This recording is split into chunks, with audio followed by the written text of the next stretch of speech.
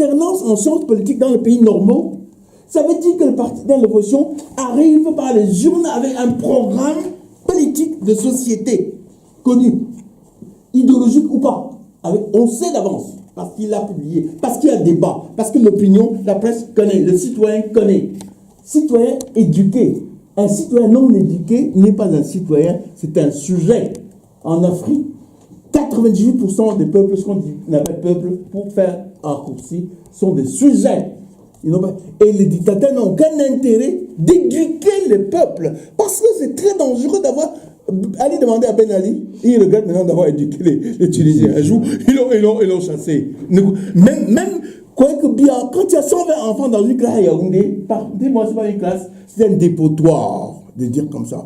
Peut-être utilisons le mot changement. Je rappelle qu'au Burkina Faso, pour prendre l'exemple de l'actualité, ce ne sont pas les partis politiques, Paul, qui ont secoué ce monsieur qui était là depuis 30 ans, il voulait encore faire 30 pour faire 60. Je suis de ceux qui savent que quand on a mis le feu à l'Assemblée nationale, il n'y avait que 2 personnes qui savaient qu'ils allaient mettre le feu à l'Assemblée. Personne ne savait. Et ils étaient prêts à aller mettre à la présidence. C'est là où Ndiendere et l'autre ont dit Blaise, c'est chaud, hein? Est-ce que tu peux partir comme ça? C'est ça qu'il faut faire. Il faut parler plutôt de changement. Ça ne vient pas seulement des partis politiques. Et vous avez fait le constat vous-même. Vous parlez beaucoup de... Est-ce qu'il y en a vraiment au Cameroun? Vous avez dit vous-même que, je crois, Ndjemba a dit qu'avec Ekwe, les gens font ça comme un boutique, comme fonds de commerce pour en vivre. C'est pas la peine de... Ils sont pratiquement tous comme ça. Mais attendez, le peuple, pardon Paul, le peuple camerounais, malgré tout, n'est pas encore... C'est peut-être... ils sont au bord de mourir, mais ils ne sont pas encore morts. Donc je dis, il faut pas dire, Paul, on est tombé, il n'y a plus de... C'est un peu déprimant, Paul. Il faut... Si tu n'as plus l'espoir, Paul... Pardon, j'ai terminé. D'espoir, Paul, c'est très dangereux. Il faut rester, Paul. Et puis, un militant, un engagé militant ne peut pas rester sans rien faire, Paul, malgré tout. Et prier le ciel pour qu'il emporte bien. Surtout, cessez de prier, parce que plus vous priez, c'est dans l'autre sens que ça produit effet. Alors, donc, pardon, Paul, au moins, on doit réfléchir nous devons réfléchir sur une stratégie. Tout ce que vous dites là, commission, machin, c'est déjà quand c'est acquis. Ça, on n'en est même pas encore là. Vous allez trop vite là, comme ça. Il n'y a pas une situation définitivement inchangeable, fixe, immobile à vie. Ça n'existe pas. Commençons au moins au niveau de la diaspora à réfléchir sur des stratégies possibles. On aura peut-être du mal à le faire accepter à nos peuples pour des raisons d'éducation ou de désespérance. Mais au moins, si nous avons une stratégie qui tient debout, ça permet de se accrocher dessus. Et puis, il y a des inconnus, même en politique. Voilà, merci, j'ai fini. Alors, Paul a parlé tout à l'heure, et nous, dans ce que nous avons on a fait 3 propositions. Paul disait tout à l'heure, je pense, je ne sais pas si c'est Jean-Pierre qui disait, qu'on puisse convoquer un peu tout le monde, qu'on s'assoit autour de nous. Exactement. Nous avons pensé à organiser les assises culturelles du Cameroun. La culture dans tous ses états. Chacun peut utiliser l'entrée qu'il souhaite sur le plan culturel pour pouvoir mettre cette entrée sous le programme. Si vous voulez parler de la nourriture, si vous voulez parler du livre, si vous voulez parler de machin, vous mettez ça sur la table. Les assises culturelles du Cameroun. On associe tout le monde. Et après, on fait des tas de gens. Après les assises culturelles du Cameroun, on associe donc tous nos partenaires. Coupez le portable.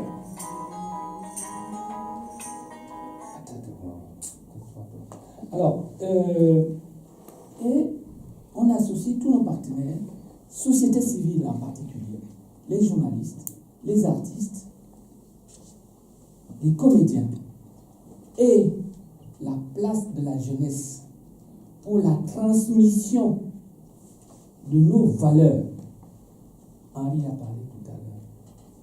Nous qui sommes autour de la table, la moyenne d'âge, c'est 40 ans.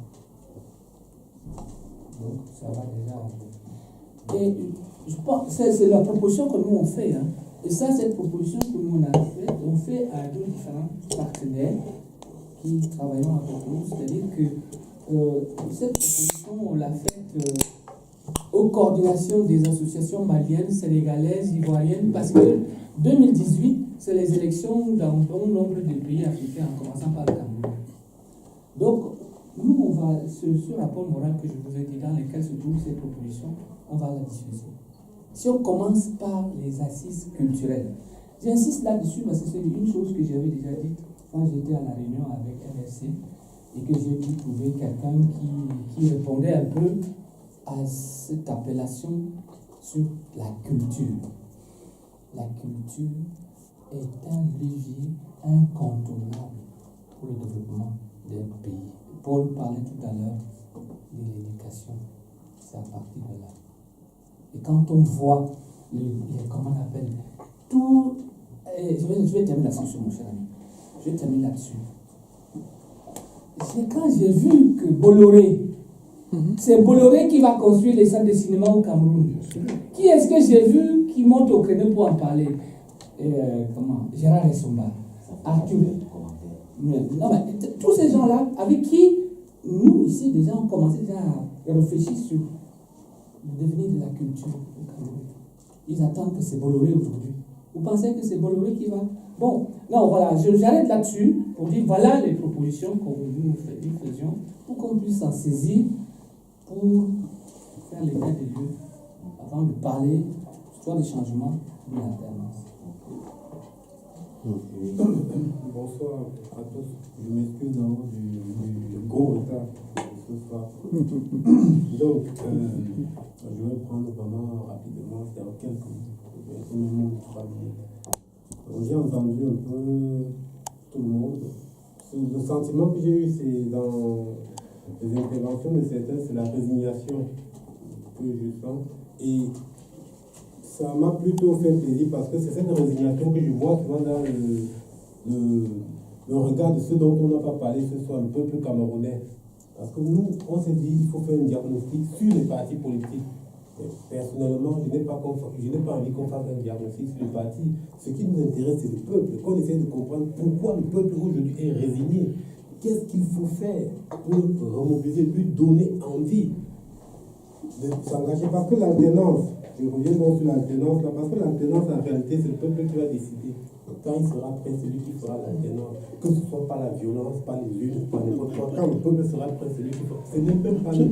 Nous, on peut juste lui donner le chemin, lui montrer la voie de l'alternance. Donc c'est tout ce que j'avais à dire. Moi je pense que chaque fois on essaie de parler des partis politiques, ce n'est vraiment pas ce avec qui on doit faire des alliances. Ça c'est mon avis. Hein. Oui. Oui. Bonsoir. J'aimerais accompagner ce qu'il dit. Parce que moi, je suis ici bientôt 4 ans. J'ai été au pays. Alors, en tant que jeune, en tant qu'étudiant, quand j'y étais, lors des élections, moi je me dis, ce mec au pouvoir, il ne fait pas trop d'efforts pour truquer les élections. Peut-être même pas. Parce que nous, on se limite à Douala, Yaoundé, quelques grandes villes. Mais on oublie les petits coins, les villages perdus. Et il y a un système qui est mis en place tel que tous les hauts cadres de la fonction publique, les magistrats, les préfets, sous-préfets, commissaires de police et autres, sont tels que au moment des élections, ils ont des sous, ils vont dans les petits coins, dans les villages, ils rassemblent les amis, les parents et autres. Et comme on connaît le besoin de tout le monde, les Camerounais ont faim, les Camerounais ont besoin de ceci. Ce mec qui donne 1000 francs, 2000, 10 000 et ainsi de suite. Ce qui fait que non, se limite, voilà, Yaoundé a voté, n'a pas voté. Dans ces petits villages où certains partis ne sont même pas représentés, où la maman vient lui dire, voilà ton sac de riz, tout le village va venir voter à DPC. Il y a des secteurs où ce gars n'a pas besoin de truquer les élections. S'il truque, il ne fait même pas un grand effort. Ça veut dire qu'il faut sensibiliser le peuple camerounais. Lui dire que n'attends pas toujours au moment des élections qu'on vienne te donner le riz et qu'on sort. Non.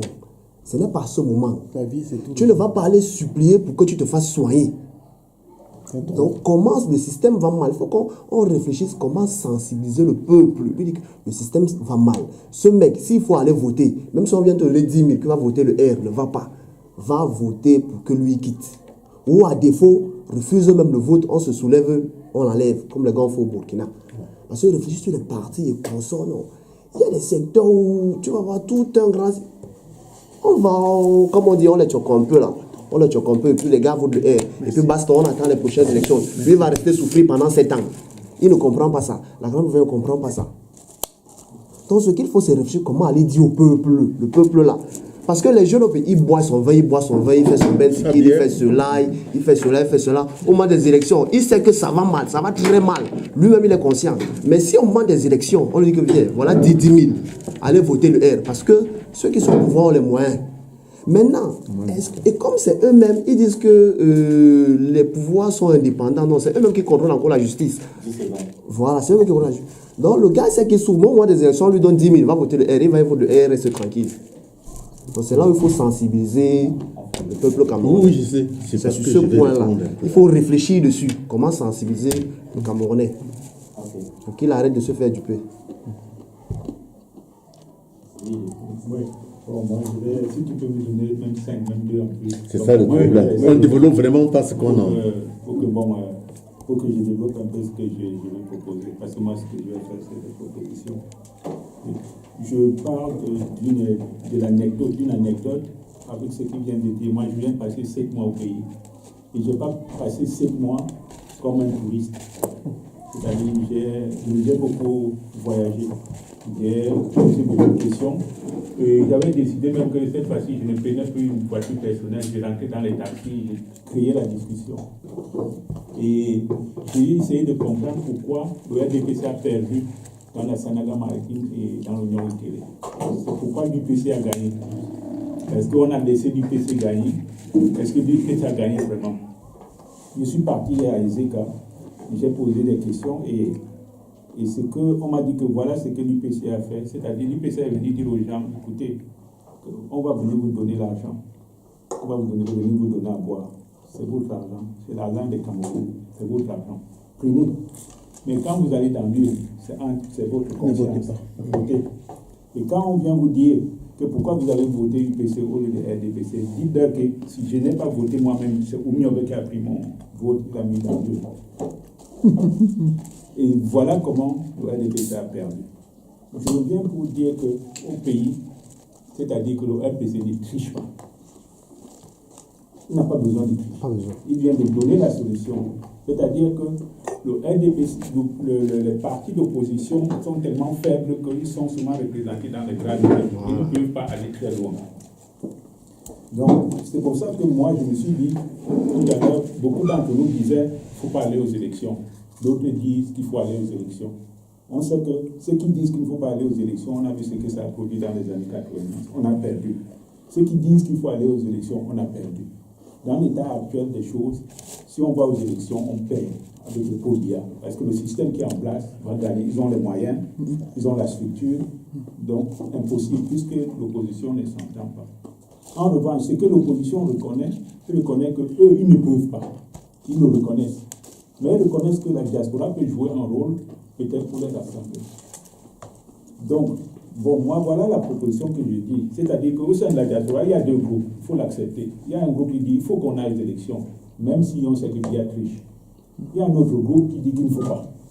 Mais si on continue à dire non, moi je ne veux pas, comme toi tu ne veux pas qu'on aille aux élections, non, on ne travaille pas ensemble. Bien va rester là éternellement. Est-ce qu'il ne faut pas trouver une voie moyenne qui se dit, bon, voilà, on n'est pas d'accord, toi tu ne veux pas qu'on aille, moi je veux qu'on aille. Mais est-ce qu'il ne faut pas accepter qu'on aille? Maintenant, quand ça ne marche pas, on passe à ta méthode. C'est pour ça que moi je pense que le but aujourd'hui, il faut qu'on travaille ensemble pour qu'on trouve une voie qui nous permette de bouger ce régime. Parce qu'il faut qu'on se fixe un objectif de faire partie en 2018 par tous les moyens. C'est-à-dire, comme ils nous donnent les élections, c'est une opportunité. Parce qu'en stratégie, il faut avoir une opportunité pour faire la chose. S'il n'y a pas d'opportunité, si l'autre n'allait pas modifier la Constitution, les Burkinabés n'allaient pas se lever. Mais quand il a commencé à dire je vais modifier, c'est là où ils se sont levés. Mais ils ont commencé à travailler avant. Donc c'est pour ça qu'il dit, il nous présente l'élection, il dit je vais faire l'élection. Nous, comme nous on a commencé à travailler avant avec les Camerounais, en disant que si ce monsieur-là essaie disons, il va se représenter comme tout Cameroun, il a droit, mais seulement si ça se passe comme ça, voilà la deuxième phase. Et ça, dans toute opération, vous savez, ce n'est pas les citoyens lambda qui vont faire ça, c'est des groupes organisés, préparés qui vont le faire. C'est pour ça que j'ai dit que ce qui nous tue, c'est qu'on est divisé, parce que chacun croit que bon, c'est moi qui ai raison, l'autre a tort. Et tant qu'on croit comme ça, et ils vont continuer. C'est pour ça que moi je propose qu'on commence déjà, on mette une stratégie en place pour qu'on fasse disparaître cette division-là, et pour qu'on se dise l'objectif c'est qu'en 2018, que par les élections où il part, que par la force où il part. Parce que les Camerounais, même ceux qui travaillent dans les arènes, ils n'en peuvent plus. Il n'y a pas que nous qui n'en pouvons pas, même eux, ils n'en peuvent plus. Donc moi, c'est ma proposition, c'est-à-dire qu'on mette en place quelque chose, on n'est pas bête, on n'est pas plus bête. Comme je disais tout à l'heure, le général, il était président. Quand on nous avait dit, on avait rencontré avant de créer le MRC, il nous avait dit, les gars, moi je peux vous dire, ces gars-là, ils sont tout sauf bêtes. Donc, ces gars du régime, ils sont très intelligents. Ne les prenons pas pour les cons. C'est des gars, ils savent préparer les choses à l'avance. Très bien. Voilà, c'est ma proposition, c'est-à-dire on met en place quelque chose qui travaille en collaboration avec le pays et on aide ces partis politiques qui n'existent pas parce que ces partis ont du mal. Moi, c'est ma proposition. Ok. Mes camarades, bonsoir. Et je m'excuse de mon gros retard. C'est tout simplement parce que je suis un peu souffrant. Je me force même pour être là. Le débat d'aujourd'hui, j'ai comme l'impression qu'on ressasse en permanence les mêmes choses. Tout le temps. Ce que nous sommes en train de faire aujourd'hui, on l'a fait en 2010. C'est la même chose. On n'a pas tiré les leçons de 2010 pour les élections de 2011. Mais de par ma petite lecture des choses, je pense que ceux qui attendent les élections de M. Biya en 2018, ils l'auront avant le mois de mars 2017. Si vous regardez bien, M. Biya a voulu faire passer un projet de loi au mois de mars. C'est parce qu'ils ont tâté le terrain, ils ont vu que c'était un peu trop tendu. Je suis sûr qu'au mois de septembre, ils vont le faire passer.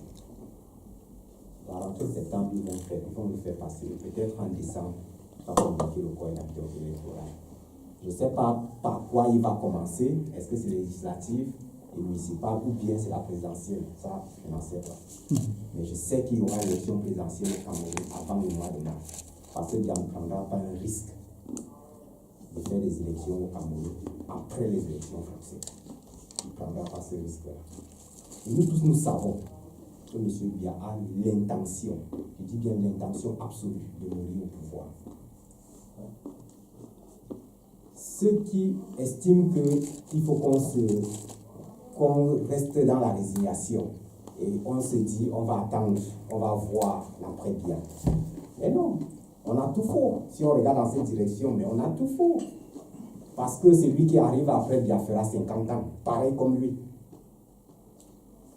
La seule possibilité, si nous voulons sauver, puisque nous travaillons pour le peuple camerounais, nous voulons aider le peuple camerounais à sortir de cette situation où ils sont quasiment trempés depuis 50 ans, nous devons tout faire. Je dis bien, nous devons tout faire. Moi, j'ai dit, en 2018, je suis fatigué. J'ai assez donné. En 2018, je me retire. Je me concentre à mes activités, à ma famille. J'aurais donné. Et Dieu sait combien j'ai donné. Nous avons cette occasion-là de le faire maintenant. Pourquoi je le dis? Il y a une guerre fratricide au sein du RDPC. Nous pouvons surfer dessus. Et je pense qu'il ne sera pas normal que nous nous attaquions à nos supposés acteurs de la société politique. Nous avons essayé de travailler avec les partis politiques. Luc en est témoin. Nous avons essayé de travailler à rassembler les partis politiques, mais ça n'a rien donné.